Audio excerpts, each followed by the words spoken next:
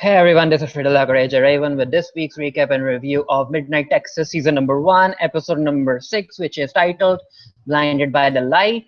So the episode starts with some drunk young teenagers, I guess.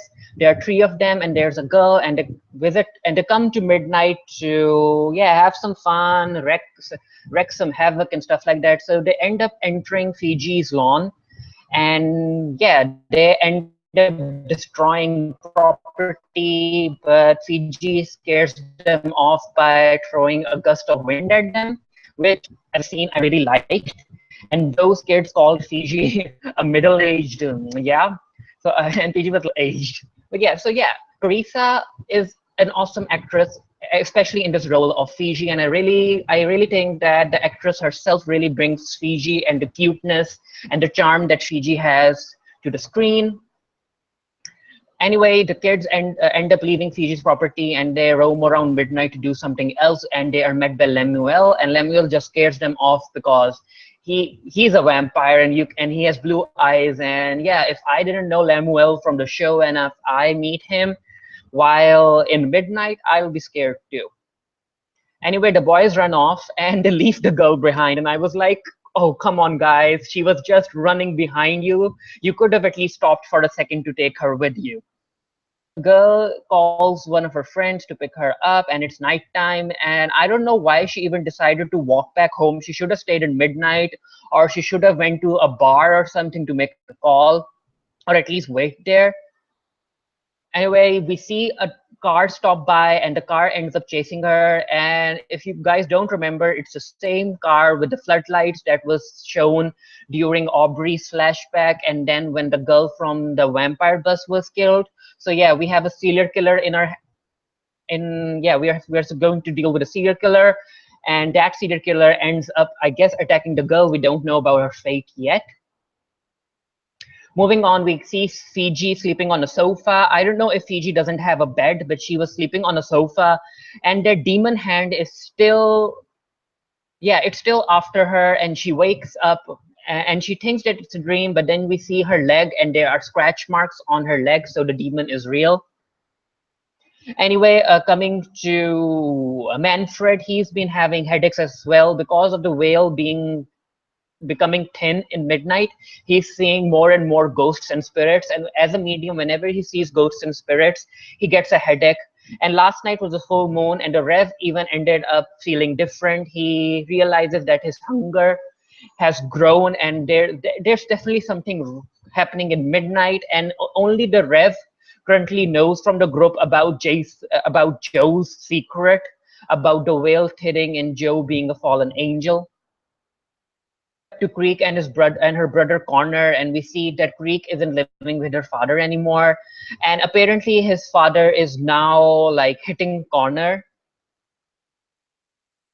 Get the guy who was friend of the girl, and I was like, yeah, it took you long enough to come back. Anyway, he's searching for the girl, and now Manfred and Rev are like, we have a missing girl on our hands, because if they don't find the girl soon, then the police will come snooping around. So they go to the old wedding chapel / church, and they have a meeting, and they all talk about what's happening.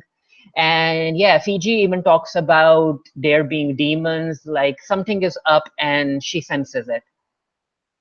So she talks to the Rev about it, and she tells Rev that she really believes that a demon is after her. And Rev is like, Rev believes her that maybe Fiji is under attack by a demon, and that the gate of hell is opening.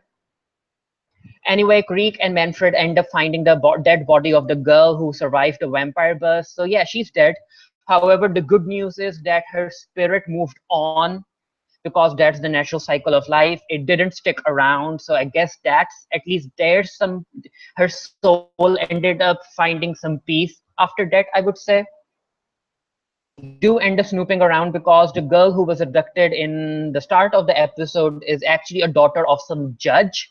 And so that woman's mother has power, and they really need to find the missing girl, or else Midnight will be in trouble. Talks to Joe about coming clean about him being a fallen angel, but Joe is like, I want to keep my secrets, because the moment some sort of organization knows that the fallen angel is living in midnight, people will come after him.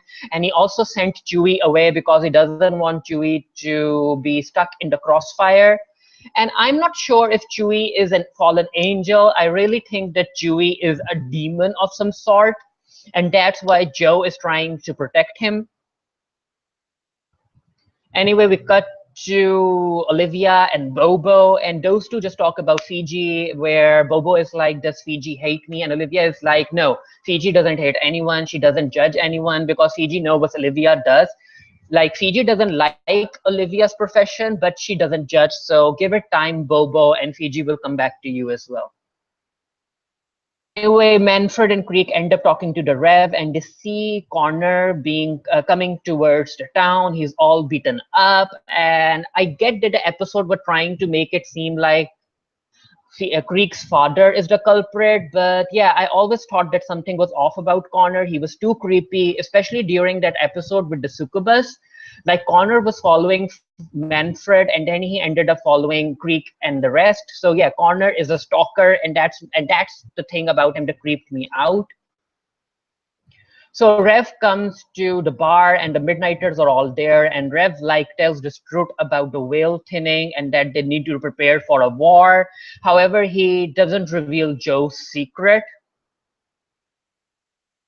Lem and Manfred are trying to search for the girl, and Leb ends up smelling blood, and they find out that Connor and Creek's father is actually with the girl, and he's like picking up the body or something. So they take him into custody, and they're like, we need to torture him because he needs to give us answers. And even then, during the whole scene, you could tell that Creek's father knew something, he was hiding something, but he wasn't the murderer. So Manfred decides to visit Creek's home, and once there, he listens to all of these spirits, the voices of women, I guess, who were murdered, screaming, and he ends up finding the box, and inside the box, he finds the same black mask that Aubrey saw before she was killed. And yeah, so to figure out that it's actually Connor who has been murdering, and we get to, and Manfred goes to warn Creek, but yeah, it's too late. Like, Connor and Creek are in a truck, and Connor is driving Creek away.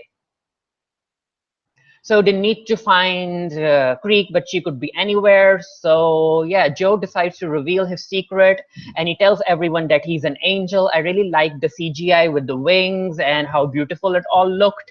And I also enjoyed the tiny little smile that Fiji gave when she realized that Joe is an angel. Like, Fiji, again, she's a very cute witch, and the actress really brings a lot to the character.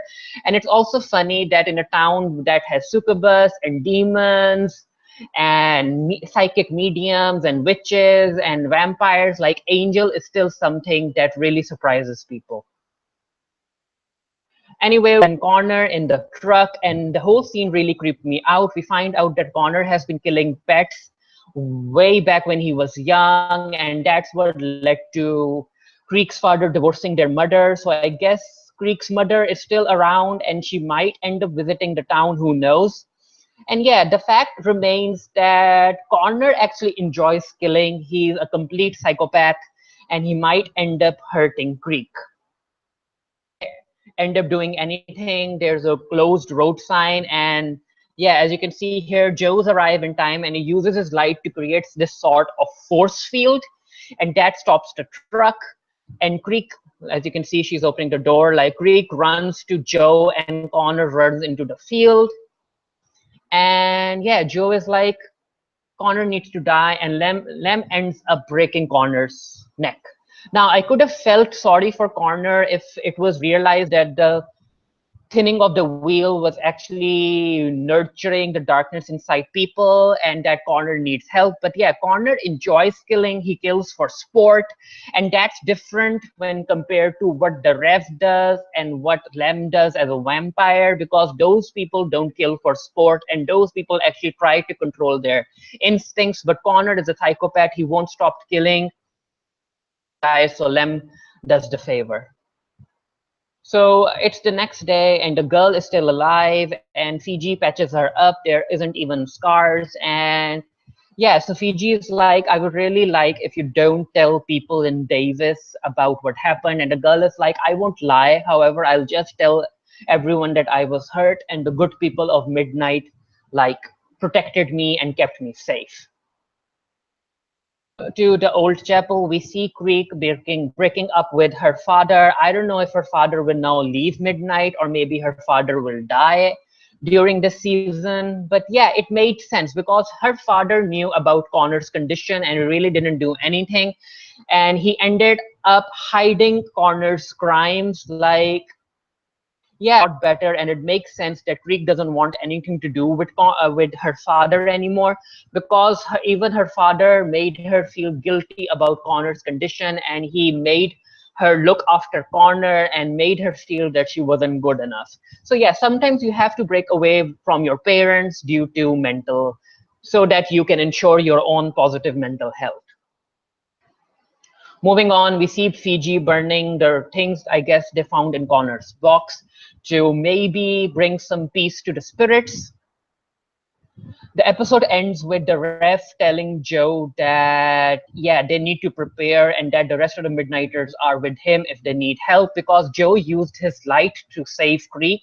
And due to the fact that he used light, the organization is going to come after him because he's a fallen angel, and he calls Chewie and he warns Chewie not to come back to Midnight because apparently if that organization finds out what Chewie really is, they will exterminate him. So that's what led me to believe that maybe Chewie is a demon.